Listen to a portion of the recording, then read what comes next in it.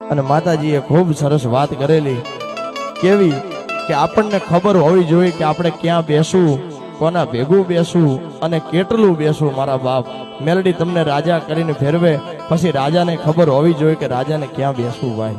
હા, એટલે ભાનુભાઈ માતાજીનો બંધવાળી મેલડીનો શું આદેશ છે કે હંસલા બની મોતી ચણજો અને ખાડા ખાબોચીએ ના બેહતા.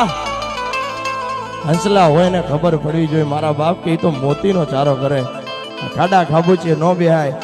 કે હોના જેવી કિંમત તમારી એન તાંબાના ભાવે ના વેચતા.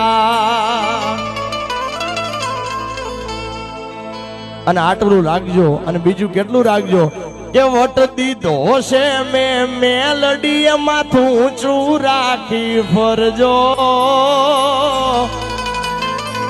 હું કોઈ જ્ઞાન